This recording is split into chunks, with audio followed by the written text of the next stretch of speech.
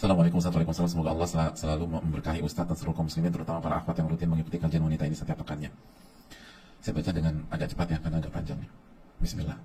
Afwan Ustadz, nasihatnya pernikahan saya dengan suami sudah 7 tahun lebih dan belum ada anak. Dulu kita sempat pacaran hingga hijrah bersama setelah menikah dan saya berhenti kerja.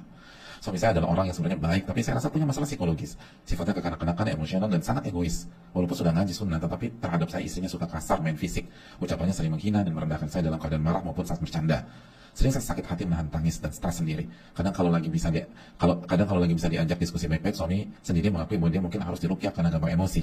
Soal nafkah, suami juga pelit, tapi maunya makanan harus selalu disajikan yang enak-enak dan cemilan harus selalu ada. Walaupun uang bulanan yang dikasih ngepas dan seringnya kurang. Lifestyle-nya dia sering boros untuk diri sendiri. Senang beli topi, kaos, peralatan sepeda dan pergi ngopi-ngopi sama teman-temannya, sedangkan saya di rumah terus tidak pernah belanja macam-macam dan tidak pernah minta apa-apa sama dia. Semua kebutuhan saya, orang tua saya pakai duit sendiri dari jualan online.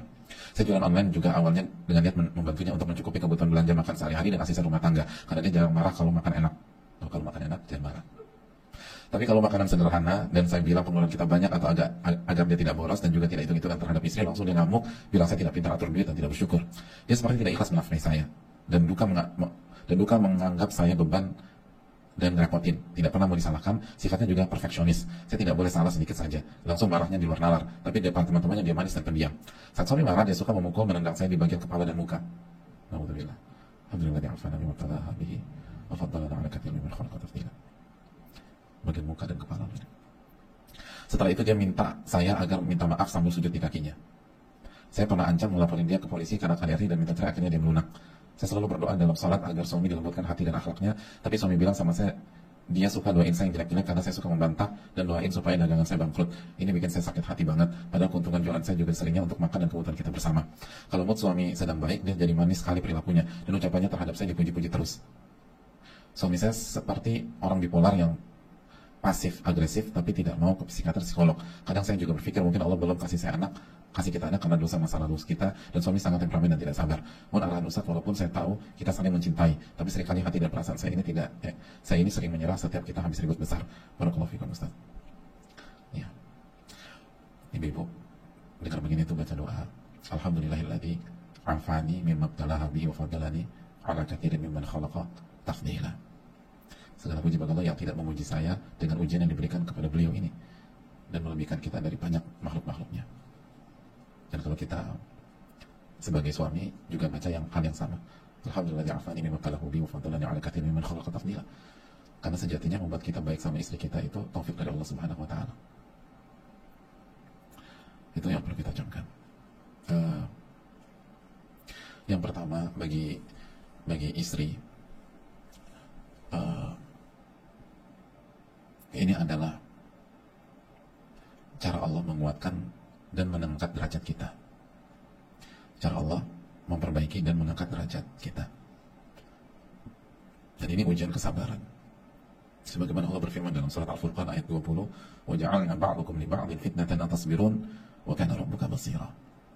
Dan kami jadikan interaksi di antara kalian sebagai ujian. Atasbirun, kalian bisa sabar enggak ngadepinnya.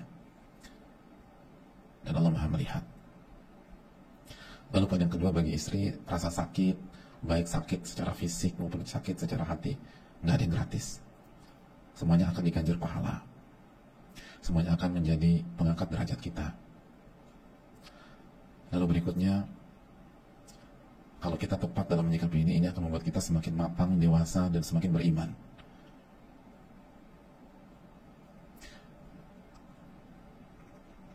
Wanita-wanita hebat yang saya tahu 100% itu punya masa lalu yang berat, tapi mereka hadapi dengan minta pertolongan kepada Allah, lalu tetap on track, dihadapi dengan ketakwaan, bukan dengan hawa nafsu. Lalu berikutnya bagi istri bagi penanya, perbanyak istighfar dan taubat kepada Allah, karena pasti ada andil dari kesalahan kita. Wa ma asabakum min musibatin fabima kasabat aydikum wa ya'fu an katsir. Dalam surat Asy-Syura ayat 30 Allah berfirman, dan apapun yang menimpa kalian itu pasti ada andil dari perbuatan kalian sendiri. Dan Allah mengampuni dosa kalian yang sangat banyak itu. Itu hadirin. Lalu berikutnya, perjuangkan rumah tangga kita semaksimal mungkin di atas ketakwaan. Karena seringkali respon kita juga tidak menyelesaikan masalah. respon kita terhadap kezoliman suami kita sebagian dengan kezoliman juga, jadi nggak ada bedanya, cuman beda kotak aja, tapi sama-sama dosa dan maksiat.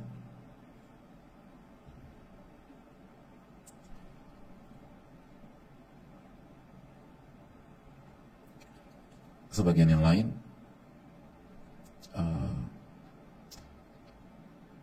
merespon dengan hawa nafsunya, akhirnya tidak menyelesaikan masalah, walaupun kita sepakat misalnya ini diawali dari kesalahan dan kezaliman suami.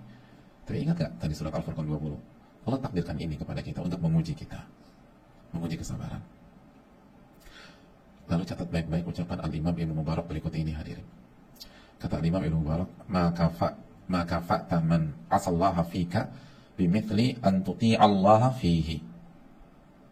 Bagus banget loh ini kalimatnya, dan layak untuk dijadikan kajian khusus. Maka fa'ta man asallaha fika,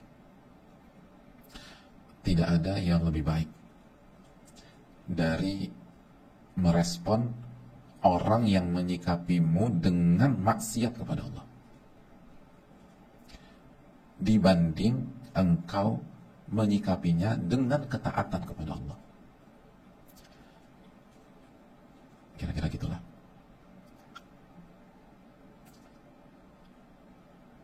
Jelas nggak, hadirin? Jadi suami kita menyikapi kita dengan tadi apa, KDRT, mencela, nyinyir, membuli, bahkan mukul dan tendang di muka loh, di kepala. Itu maksiat bukan? Maksiat. Itu jelas maksiat. Nah, bagaimana kita meresponnya? Gak ada cara yang lebih baik daripada meresponnya dengan tetap taat kepada Allah. Jangan merespon dengan maksiat yang sama. Taat kepada Allah. Dan Allah pastikan hasil dan konsekuensinya pasti beda. Allah berfirman dalam surat Fussilat ayat berapa nih? 34 kalau nggak salah, atau sebelumnya. Wala tastawil hasanatu wala sayyi'ah idfa' billati hiya ahsan. Benar nggak sih 34? Antara itulah. Kata Allah, nggak sama antara perbuatan baik dan perbuatan buruk. Nggak sama antara perbuatan baik dan perbuatan buruk. Balaslah perbuatan buruk itu dengan perbuatan baik. Ya kan? Fussilat 34. Jadi suami kita zolimin kita tetap baik. Nggak sama, kata beda hasil. Allah nggak zolim. Kan kita baca surat At-Tin, alaihissallahu bi'akamil hakimin. Bukan Allah pemutus yang paling bijak. Nggak mungkin sama. Tapi tetap balas yang buruk dengan yang baik. Itu poin, hadirin. Perbaiki hubungan kita dengan Allah.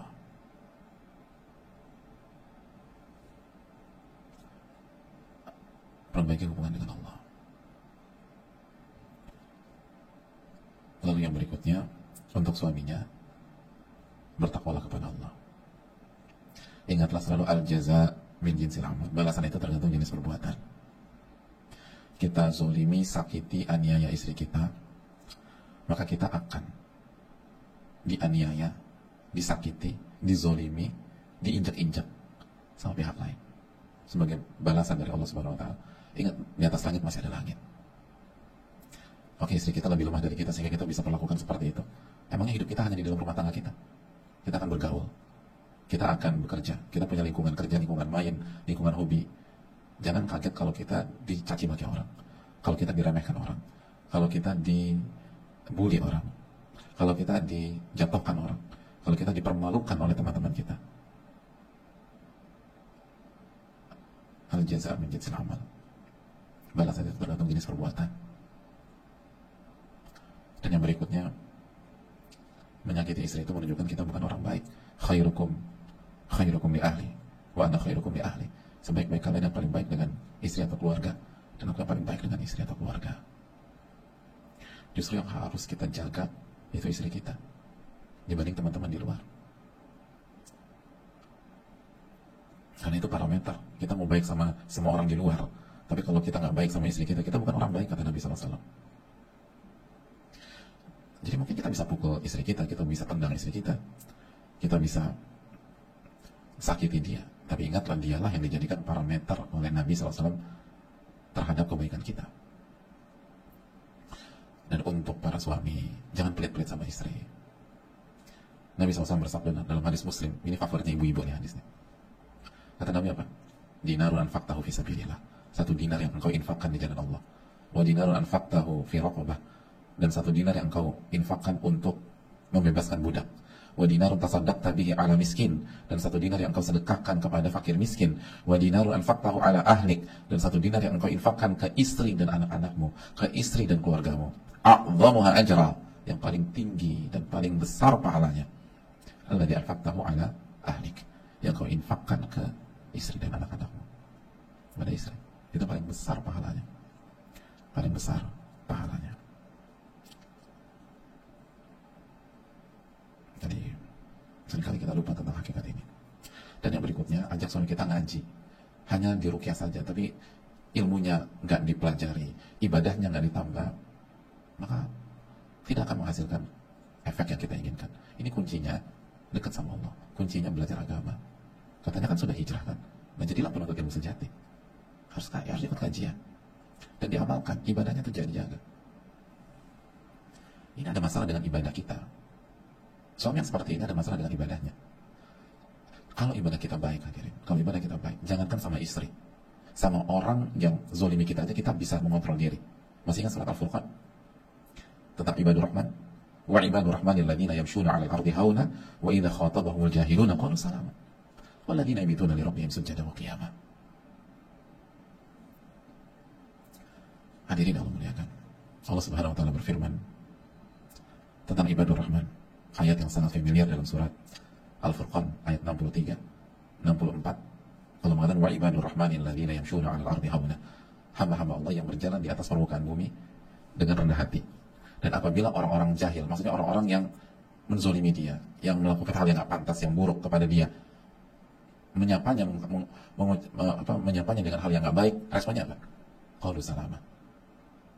Dia respon dengan baik loh, nggak terprovokasi, nggak terpancing. Padahal ini nyikapin orang baik atau buruk? Orang buruk, baik. Ini nyikapin orang buruk aja baik, apalagi nyikapin istri. Salah satu ayat berikutnya, bisa disampaikan ayat berikutnya. Walladzina yabituna li rabbihim sujada wa qiyama. Mereka itu adalah orang-orang yang di malam hari itu sujud dan qiyamul lail kepada Allah. Itu poinnya. Wallahu ta'ala bishawab.